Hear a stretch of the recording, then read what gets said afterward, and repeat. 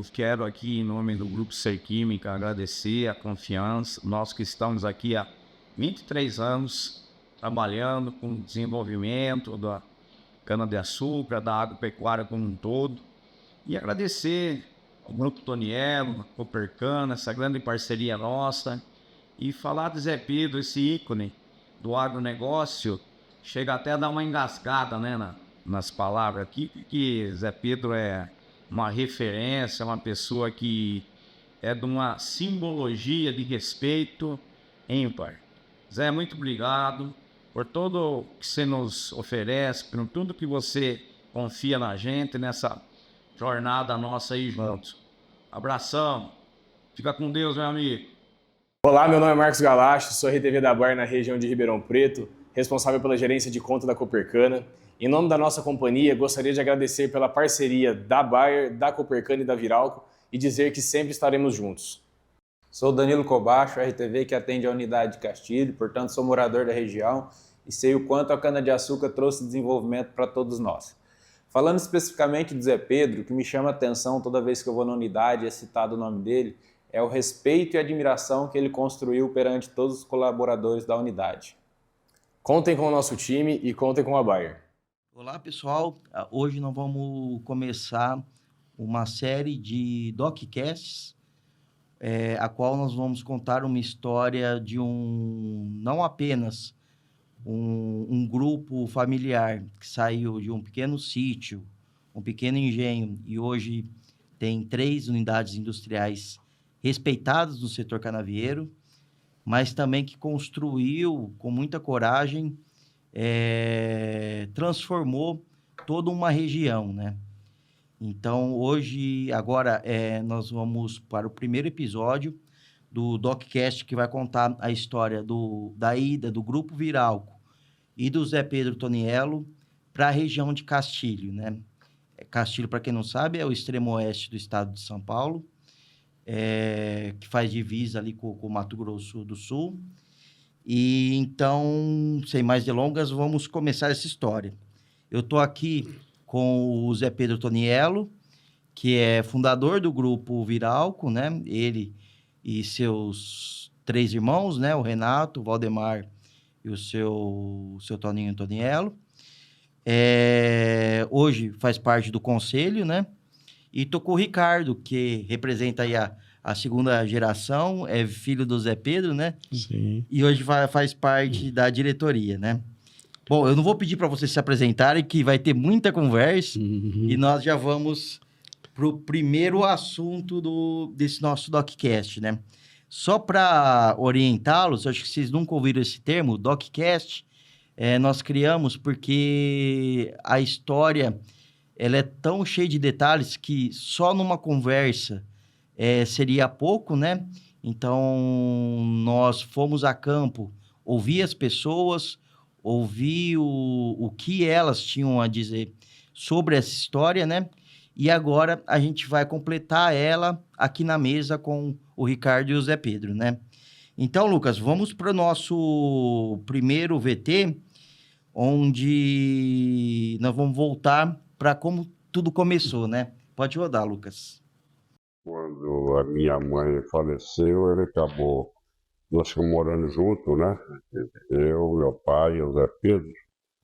Então a gente veio junto desde, bem dizer, de quando ele parou os estudos dele, saiu do ginásio e foi trabalhar aqui na Santa Inês, que era em Rendipinga ainda. Então, ou seja, nós temos aí uma vivência aí de muitos anos, né, junto aí, a vida inteira junto, né? Então, falar do Zé Pedro, eu falo que é fácil, porque o Zé Pedro sempre foi o irmão prestativo, o irmão responsável, né? Eu acho que nós fomos sócios com 2 irmãos mais velhos, e nós assumimos bem dizer, a parte mais administrativa, o Zé Pedro mais na parte agrícola, eu mais na parte econômica e comercial. Então, o Zé Pedro foi muito importante na nossa sociedade. Ô Zé, eu queria que você, vamos começar a história, você narrasse como que era a realidade de vocês ali, antes de começar a Santa Inês ainda ali, quando vocês começaram a sociedade. Quando eu terminei os estudos, não, eu não terminei. Aí o Toninho, eu estava na cidade, na casa da minha irmã Lídia, eu trabalhava na loja, minha mãe pediu para mim ficar 3 dias lá, fiquei 3 anos. Eu sou meio alfaiate e vendedor de pano. Mas aí, quando eu voltei para a fazenda, falei, não quero mais. Eu não sabia nem trabalhar com trator, queria aprender. E montava no trator de madrugada, montava às 4 horas para tocar até 10 da noite. Eu tinha vontade de aprender, sabe? Então não era, guiar um trator, tocar um trator. Eu tinha uma facilidade de aprender. Mas aí eu voltei em dezembro e minha mãe em junho faleceu. Aí, o que aconteceu? Logo o Toninho casou em outubro. E tinha ficado eu, meu pai, né? E ele. E quem ficou com nós lá um tempinho foi minha irmã Inês, que ficou a mulher da casa que ficou. Aí o Toninho casou em outubro e eu fiquei morando com o Toninho, certo? E dali a gente conversava muito, porque era junto ali, né? Trabalhava eu com aquela vontade de aprender, de tocar, de fazer. E foi da onde foi surgindo as coisas, né? Eu tive 2 pessoas muito importantes da Copercana, na época que eu queria aprender isso aí, que foi o Vé e o Maneco Hortolão. Então, o Maneco naquela época era do campo também. E tem carregador de cana lá até hoje, que o Maneco marcou, eu e o Vé conversavam muito, 2 agrônomos, eu fui aprendendo com os 2, certo? Eu como sempre, umas coisas assim de muito teimosice, e uma vez eu fui plantar um amendoim, o Maneco falou, não planta aí não, que não vai produzir. Eu falei, Maneco, eu vou plantar, E aí estudamos um pouquinho que eu sabia e tal, eu sei que eu plantei esse amendoim, para a época deu uma produção assim, grande, 100 e pouco sacos, que hoje é uma meca, né? Mas para a época era... O tatuzinho, né? Tatuzinho, que o pessoal nem planta mais. E aí a gente foi trabalhando, eu e o Toninho, trabalhando, comprando, eu trocava uma ideia, né? E o engenho era lá perto da casa velha da fazenda, era lá embaixo. E quando o Toninho e o Valdemar, eles compraram uma moenda, e eu sentado lá na moenda, um domingo, a gente não tinha nada que fazer, sentado lá fora. O Toninho chegou em mim e falou assim, de montar a moenda. Eu falei, Toninho, por que nós montamos isso lá para cima? Aqui dentro do brejo. Ele falou, não, mas tem que levar. Eu falei, levar água é fácil e tal. E vamos para cima. Mas o para cima que nós fomos, não fomos quase nada ainda, né? Vamos estar a Santa Inês hoje. Mas já mudamos 200 metros para cima, que ajudou. E assim as coisas foram indo. Eu, Toninho, a gente trocava uma ideia e fazia, né? E quando foi mudar a outra moenda, que ia montar lá na Santa Inês, dentro daquele barracão, eu estava lá e falei, por que nós montamos em Pitangueiras? Deixa essa aqui, vamos para Pitangueiras. Mas vamos aonde? Falei, lá em Viradouro tem um negócio assim, umas terras, vamos lá ver. Aí fomos lá ver. Mas só que o prefeito de Viradouro não quis, não dá nada, umas coisinhas que tinha que dar na época, que era quando chovia, pluviômetro, esse negócio, porcaria, ele não deu. E aí o prefeito de Pitangueiras, que era o famoso Jumentim, eu cheguei, ele mandou um cara, falou, tudo que você precisa daqui, monta em Pitangueiras. Falei, é só mudar 1.000 metros para cá. Aí montamos a virar com Pitangueiras também com essa ideia, sabe? Então, o Toninho ouvia muito, né? E viu, quer dizer, eu falei, nós temos muito mais cana em Pitangueiras, vamos para Pitangueiras. E assim foi indo. Aí era uma briga danada para convencer o cara a plantar cana, porque aquela velha história, vai estragar a minha terra, não vai funcionar, e não sei o quê. 2 anos, até 5 anos, 6 anos de plantio, já a terra não dá mais nada, né? Até assim provando que a cana melhora, que melhora a terra, que melhora o ar, né? Porque é uma troca, né? A cana está sempre crescendo, né? E está sempre consumindo o carbono, né? Tá sempre vegetando, né? Que é importante. E fomos tocando o barco assim, né? Ô, seu Zé, e o que representa na tua vida seus sócios e irmãos, o Renato, o Valdemar e principalmente o seu Toninho? Olha, eu acho que é tudo, né? Acho que ter um sócio que nem a gente teve, um sócio que nem nós fomos, né? Imagina bem, 50, bom, são sócios até hoje, né? Eles morreram, estão no céu lá, mas a gente está com a família. Então, os mais velhos, né? O Odemar, o Renato, quando eles casaram, eu era moleque ainda, né? Mas o Renato era o irmão que eu mais tinha afinidade, né? Hoje eu torço de São Paulo por causa dele. Ele era São Paulino, fez eu virar São Paulino. Eu era o Renato, né? Mas todos, né, muito importante, me ensinaram muito, né? A gente aprendeu com eles, né? Os mais velhos, a gente aprendeu muito, né? E o Toninho, que o Toninho falou, nós assumimos, né? E eles, confiando na gente, deixaram a gente trabalhar, né?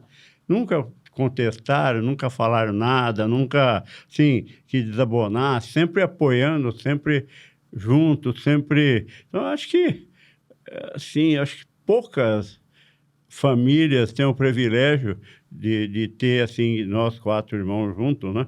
Crescendo juntos, sem... meus irmãos, os 2 que faleceram, nós nunca tivemos problema, né? Problema, sim, sempre tivemos junto. Nunca tivemos discussão, não quero ver o Odemar, não quero ver o Renato, sabe? Sempre foi. E o Toninho, quando ele casou, fiquei morando com ele, a Nelly, né? Morei 4, 5 anos com ele, até eu casar, né? Eu casei em 69, então fiquei morando com ele. A Nelly sempre prestativa, né? Ela ajudava bastante. Quando eu saía, chegava muito tarde, ela falava para a Marta, vocês foram no baile ontem? Eu não tinha ido em baile nenhum, eu tinha largado a Marta em casa, né? Mas é coisa de mulher que faz mesmo, né? Nelly, ele é uma amiga igual você, não precisa nem ter inimigo, hein? Mas me tratou sempre muito bem, até hoje a Nelly me trata bem. Porque às vezes eu tinha alguma discussão com o Toninho, porque tem, isso aí não tem jeito de não ter. Ainda mais irmão, né? Mas nunca com a Nelly, porque a Nelly sempre na paz, né, com a gente. Então, até o dia que ela, falando de política, a Marta falou, você não mexe com política, ela virou e falou para a Marta, se ele quiser ser candidato, ele vai ser sim, Zé, larga ela para lá. Então, ela sempre foi muito prestativa. E eu morei com eles, né? Sei lá, eu tenho que ter uma gratidão muito grande com isso, porque isso aí, você morar com ela, vir para a roça, morar junto, trabalhar, dar, que nem os outros, o pouso e comida, foi muito bom.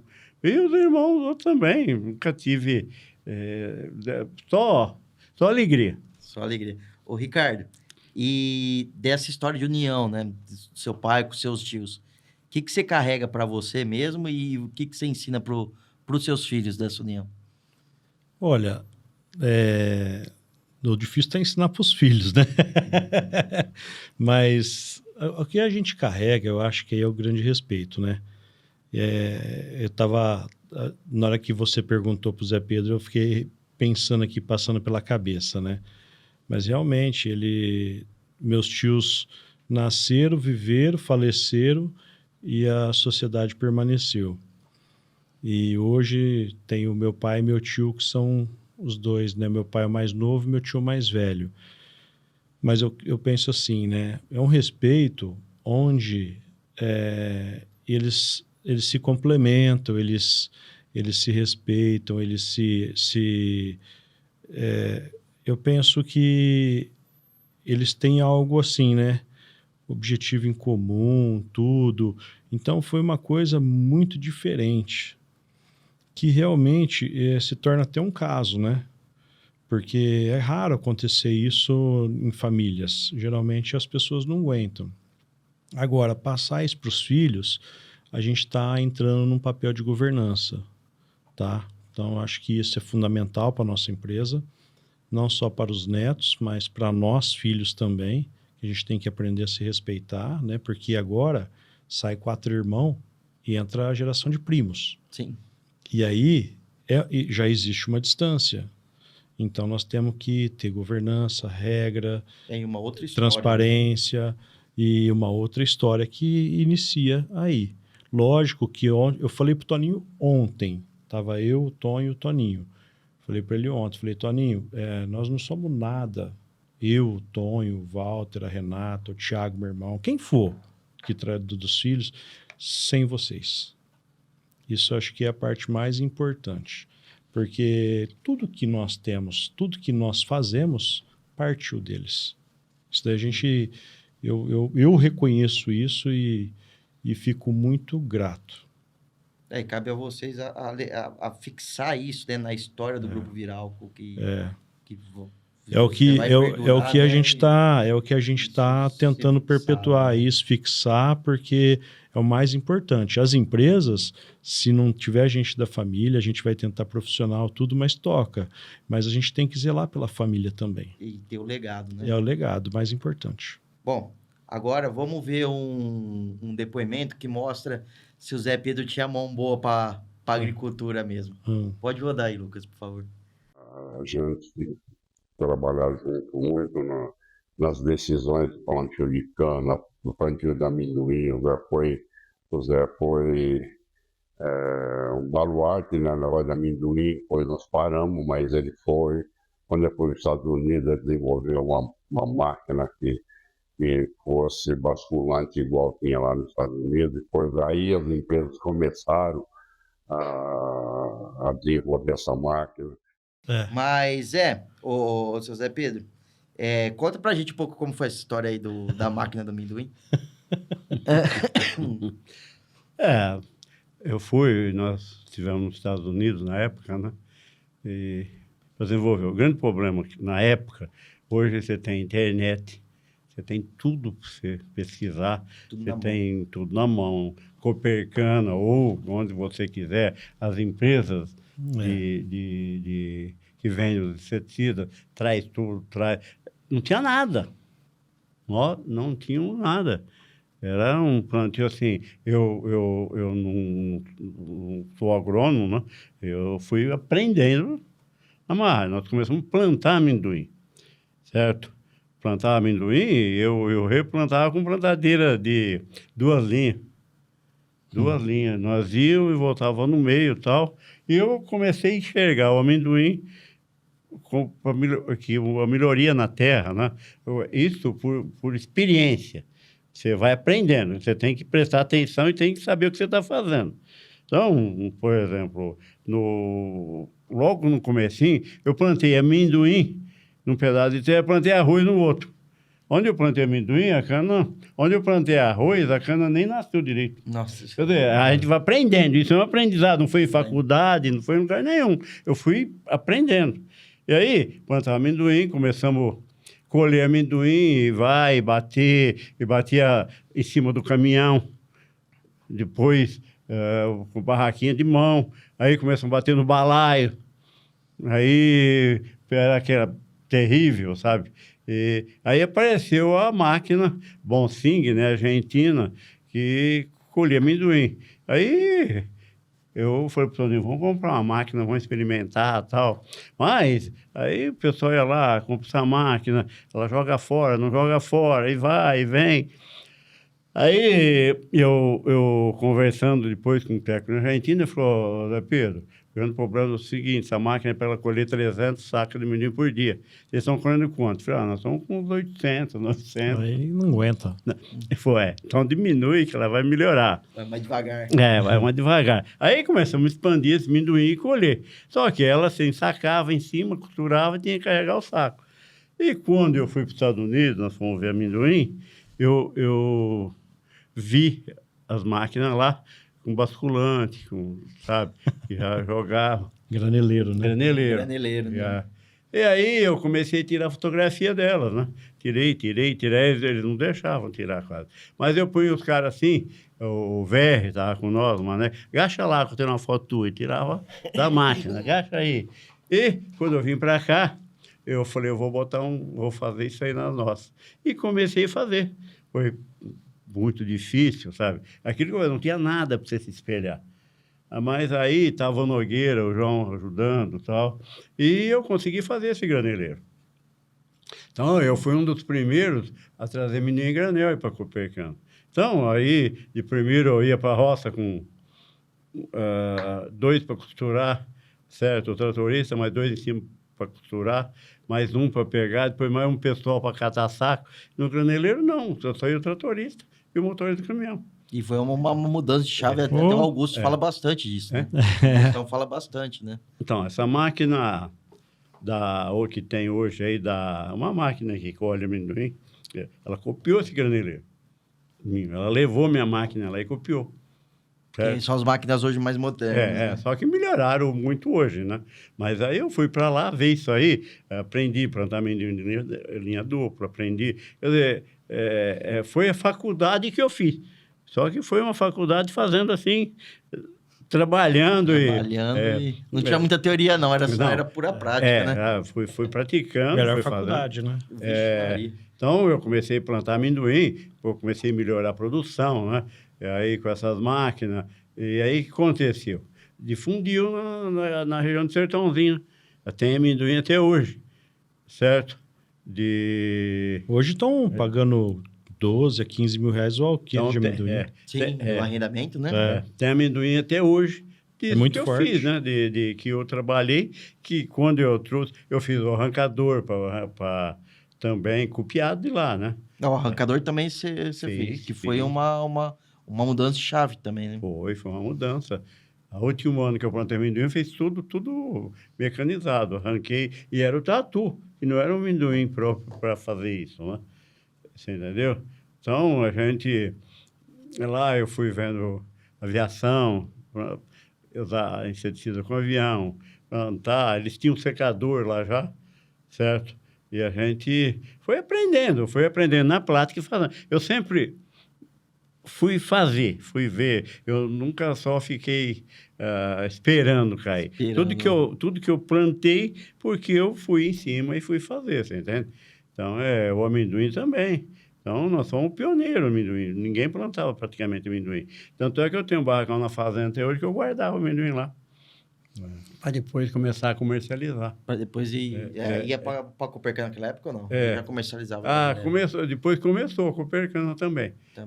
Vendia primeiro para Dumão, mas depois a Copercana começou. Começou a pegar. E aí começou toda a história do amendoim, né? Isso. Agora vamos ver se uns depoimentos aí, se era fácil a vida ainda na época da formação do canavial da Santa Inês. Pode rodar, Lucas. Então, assim, nós passamos uma vida de agricultura, assim, com muita responsabilidade, mas com muito trabalho, com muita dedicação. De sábado e domingo, a gente pegava uma caminhonete velha, nós tínhamos que sair andando por aí, ver sítio, ver se a cana estava boa, se estava ruim, andando para fazer algum negócio. Então, a gente começou a crescer desse jeito, né? E o Zé Pedro sempre na vanguarda aí de produção, de produtividade. Isso para nós trouxe umas consequências muito importantes para a nossa sociedade. Eu estudava em Lavras, fazia agronomia e fazia estágio na Copercana, né? E como o pessoal lá me conhecia, quando eu estava para formar, eu até fui pedir serviço na Copercana. E na época existia uma oportunidade de emprego, o grupo na época então aqui era a Destilaria Santa Inês, né? Só existia a Destilaria Santa Inês. Eles estavam precisando de um técnico agrícola. Aí um grande amigo, que já partiu, está olhando a gente de outro lado, Antônio Verri, ele me trouxe aqui para me apresentar. Eu fui pedir serviço lá, ele falou, olha, vou te levar numa empresa que está crescendo, né, e está precisando, eles querem um técnico agrícola, mas eu acho que você é o perfil, porque eles vão crescer muito, né, a ideia de fazer, estão montando outra usina, vão montar outra usina, né, uma usina de açúcar, e você talvez encaixa melhor como agrônomo, né, formado, você tem conhecimento técnico, vai aprender muito, né? E foi feito, foi assim, ele me trouxe, eu fiquei todo feliz, né? E eu vim aqui para conversar na época, eu entrei numa sala, estava o Zé Pedro e o Toninho, né? Seu Zé Pedro e o Toninho, seu Toninho. E, logicamente, muito tímido, né? 60 ali, e o Toninho Verri até descontraído, que era amigo dele já, inclusive, ele prestava serviços aqui técnicos da Copercana. E nos apresentou, eu falei da minha vontade, ele me indicou também, né? Lógico que a palavra dele pesou muito, porque sabia, a gente sempre foi dedicado, sempre trabalhei muito, gostava de pegar as coisas e fazer acontecer, né? E foi assim que iniciamos, aí foi meu primeiro serviço, eu não tinha nem feito a minha formatura na faculdade. Eu saí da faculdade empregado, posso dizer assim, porque eles me contrataram. Em meados de 85, 1985, já fui contratado aqui no mês de julho, eu já comecei a trabalhar. Aí eu trabalhava com o Zé Pedro, que ele era mais ligado da parte agrícola, o seu Toninho mais na área industrial, e mais os dois conversavam e definiam todas as coisas, o Zé Pedro ficava mais com a parte agrícola. Então, eu tinha conhecimento técnico, mas não tinha conhecimento prático, então ele foi um grande pai, um professor, vamos dizer assim, me ensinou a parte prática, me mostrava os defeitos, os problemas, o que tinha que acontecer, e eu ia buscando soluções técnicas, né, junto ao pessoal da Copercana, junto a estudos, sempre me dediquei muito à questão, tudo, e a gente tinha um desafio de aumentar áreas, né, na época, e produzir, aumentar a produtividade. Eles tinham esse objetivo, né, na época, Zé Pedro, né, e já falava isso, ó, nós precisamos aumentar a nossa produtividade, nossa produção. Ô Zé, quando chegou o agrônomo novo lá, o Fernandinho, o que você pensou no dia? Você falou, ixi, esse cara vai ficar uns 40 anos trabalhando comigo? Mas ele começou, é o Verri, né, que levou lá. O Fernandinho tá lá, realmente devido ao Verri. Eu tinha muita amizade com o Verri. O Verri foi um amigo meu muito do coração mesmo. Sempre a gente conversava muito, né? O Verri era aquele cara simples. E levou o Fernandinho. E a gente começou a trabalhar, né? O pessoal não aceitava muito o Fernandinho. Tinha o pessoal lá, porque não tinha ninguém formado, ninguém nada, mas não aceitava, né? Chegar lá o Fernandinho, querer... Aí com as teorias, né? Do formado, né? Eu sei pôr a casa em ordem, pôr para trabalhar, fazer, né? E daí nós fomos crescendo, né? Nós fomos realmente mudamos o plantio de cana, evoluiu muito, né?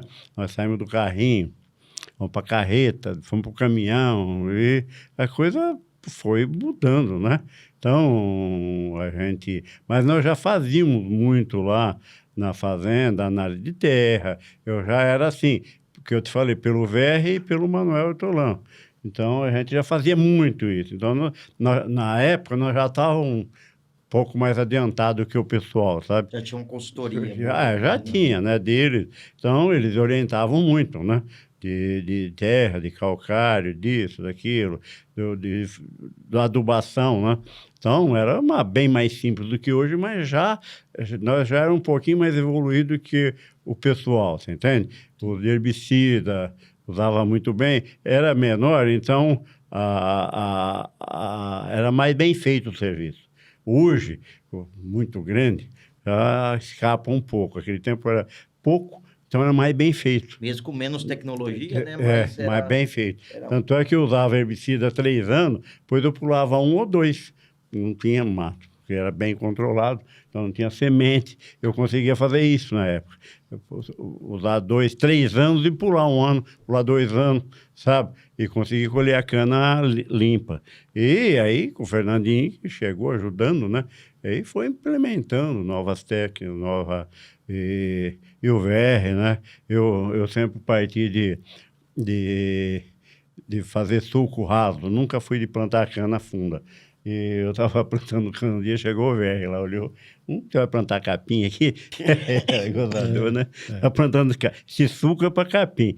Falei, não, Verri, eu não quero plantar funda, a raiz vai para baixo. Então, eu falei, a raiz afunda, né? Não precisa ir lá no fundo plantar cana. Mas ele, assim, umas tiradinhas, ele falou, vai plantar capim. Então, ele acompanhava, vinha lá, a gente tinha essa coisa boa que era de ter amizade, né? Então discutimos, ele falava que ele queria falar, eu falava, e a gente sempre chegava, que era sempre para melhorar, né?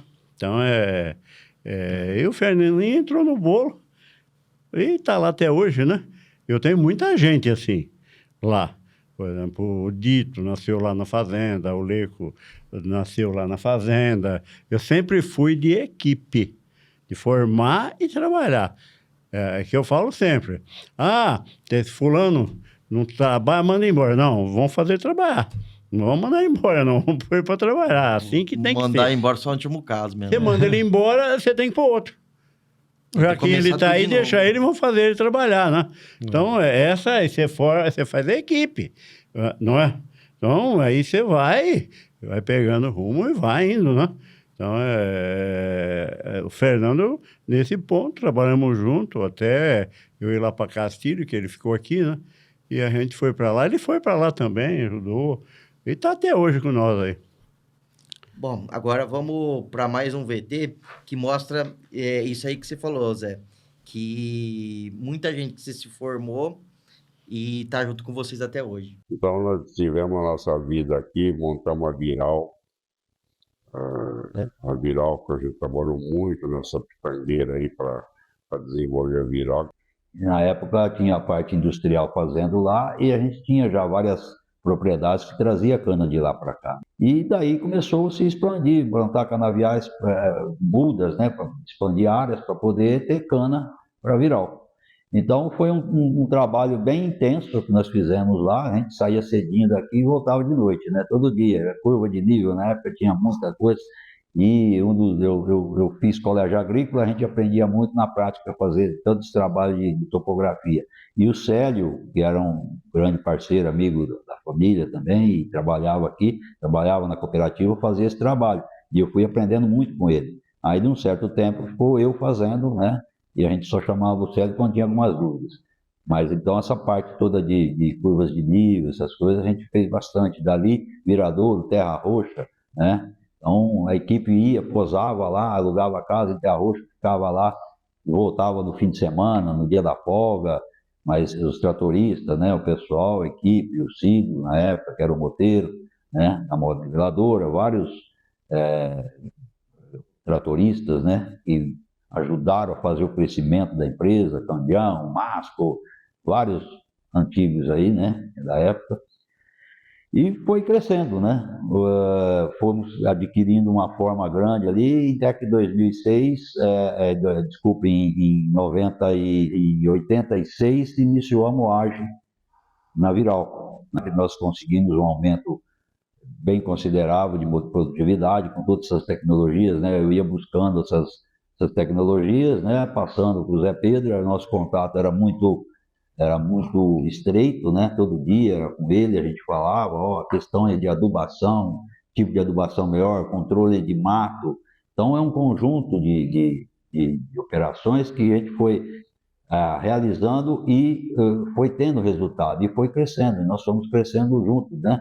Então, o seu Zé Pedro, antes de eu entrar aqui, né, a história dele anterior, é difícil de eu falar porque eu só escutei dos outros, né? Mas sempre foram pessoas, ele, o seu Toninho, o seu Renato, o seu Valdemar, todas pessoas que trabalharam desde pequeno, agarravam na roça mesmo, né? Então, eles sabiam o que acontecia na roça. E eles foram, o seu Zé Pedro, que foi muito mais íntimo meu da parte de trabalho, né? Me mostrou todo esse caminho. Graças a Deus eu adquiri esse conhecimento todo, né? Conseguia colocar em prática, né? As dificuldades sempre existiram em todos os lugares, mas você trabalhando, você vence. E aí conseguimos aumentar muito a produtividade. Nós saímos de um patamar que era menos de 70 toneladas por hectare e fomos subindo, né? Então foi para 80, 85, fomos aumentando. Hoje, nossa produtividade do grupo, né? Hoje é um grupo, né? As áreas de Pitangueiras e Sertãozinho são acima de 100 toneladas por hectare de média. O seu Zé, eu pulei um pouquinho, né, essa parte, mas foi uma aventura já montar o canavial de Pitangueiras, né? Como que era a tua rotina? para formar o canavial lá em Pitangueiras para virar álcool? Olha, não tinha uma rotina, né? Naquele tempo não tinha rádio, não tinha telefone celular. Se tirar o rádio e o telefone celular desse povo meu aí, hoje acho que morre todo mundo. Nossa Senhora. Então, às vezes eu estava em Pitangueiras, eu quebrava uma máquina, eu que buscava a peça, eu morava dentro da caminhonete. Eu vinha para Ribeirão Preto 2 vezes por dia, lá de Pitangueiras, e voltava às 9 horas da noite, estava lá. Então era complicado, né? Você tinha que sair cedo para estar lá. Normalmente o horário de levantar era 3h30, 4 horas. E a gente trabalhava. Que ele falou dos meus irmãos, todos eles trabalharam. Eu trabalhava mais do que eu na proporção. Mais velho, né? Eles trabalharam com máquina de esteira, o Aldemar, o Renato, máquina de pneu. Todos trabalhavam, né? Eu, quando era moleque, a família inteira tirava leite, né? Os meus irmãos, meu pai, o Renato, o Valdemar, pois até eu, de vez em quando, o Toninho. Mas era a rotina de quando a gente faz, que é roça, né? Não é que nem hoje. Você pular de madrugada e não tinha relógio para voltar, né? Então, os irmãos trabalharam muito. Agora, para Pitangueiras, eu comecei, eu levava a turma em cima da caminhonete, né? Quando eu ia, cedinho, caminhonete, nós íamos 12, 13 numa caminhonete, e ficava lá o dia inteiro, trabalhando, fazendo, abrindo essas propriedades, né? Porque quando nós fomos para lá, as propriedades tinham erosão, era pasto, mal cuidado, Degradado, né? Degradado. Quer dizer, nós fomos abrindo essas áreas, né? Hoje está bem mais tranquilo, né? Não abrindo, era Quem anda lá hoje não imagina que era isso. É bem Você tem uma diferente. ideia, quando montou a Viralco, né, pela estrada de cima, que hoje você vai pelo asfalto, tem a estrada que não é asfalto ainda. Eu precisei abrir ela de trator de cabo a rabo. Não passava 2 conduções. Então eu fui abrindo ela, pus o trator lá em Pitangueiras e parar lá na Viralco. Abrindo a estrada, sei. Então, é óbvio que foi. Mas nós já estávamos plantando cana com carreta, com caminhão, certo? Assim, plantando. E quando nós fomos com a Viralco para lá, já tinha um pouco de cana. Por isso que foi a ideia de levar a Viralco para lá. Nós já tínhamos mais cana lá do que em Sertãozinho. Tá. Você entendeu? É isso que eu falei, vamos montar lá. E trazia ela já para Santinês. Vamos montar lá, Isso. que a gente tem cana lá. E aí, fomos abrindo, né? Fomos acertando, que era uma epopeia, falar com o proprietário para ele plantar a cana, que ia melhorar a terra dele, que ia arrumar. Ele não acreditava, né? Tinha um preconceito. O preconceito, que a ideia era que cana estragava a terra. Você planta a cana 10 anos e depois até não dá mais nada. É para todo mundo isso, né? Isso é. Até lá em Castilho hoje é assim. Agora já está. Mas era assim, ixi, plantou cana, acabou. Perdeu a terra. Então, a gente era cedo, saía com o almoço.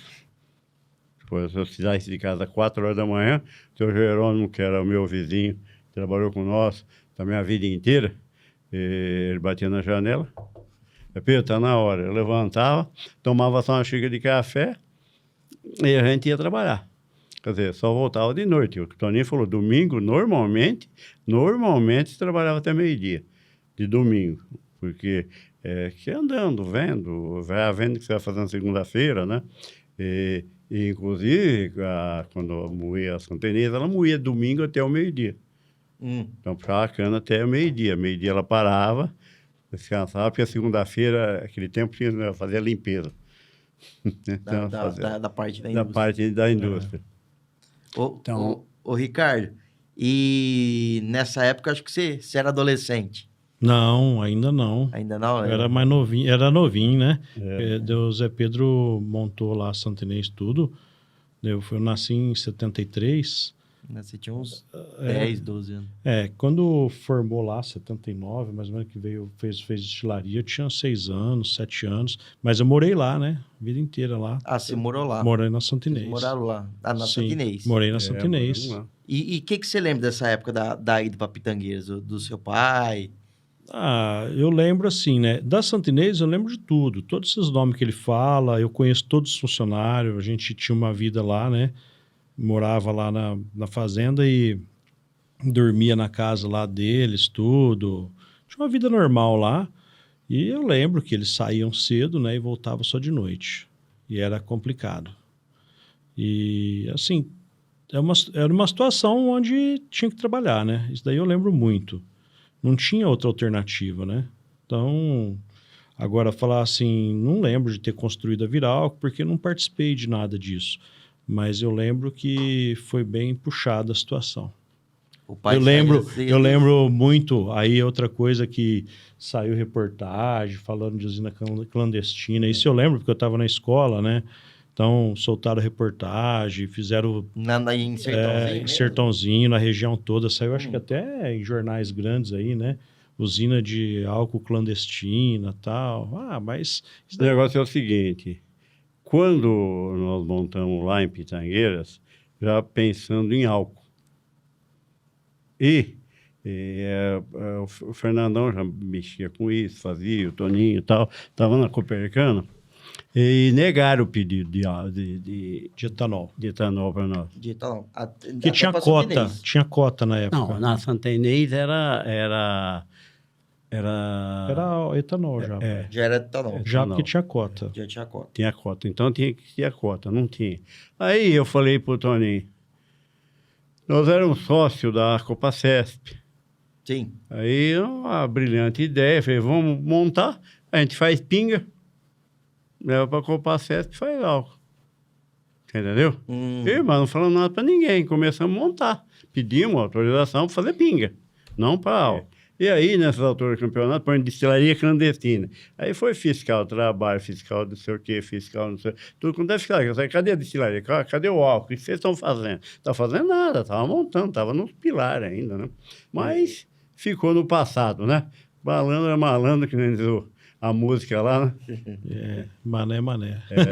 Então, por isso que a primeira safra da Viralco foi pinga, Foi né? pinga. Diversas. Foram 3 safras. três Né? safras de Três pinga, ou né? 4 safras de pinga. De pinga. Nós fazíamos pinga e puxávamos e levava para a Copacesp. Pra Perfeito. Copacesp. Copacesp pegava a pinga. Isso E, eu e ela isso eu tinha lembro. cota, a Copacesp. A Copacesp tinha cota. Você entendeu? Ela comprava a pinga dos fabricantes de cachaça, né, de pinga, dos engenhos, e fazia álcool. Porque quando a pinga estava ruim, né?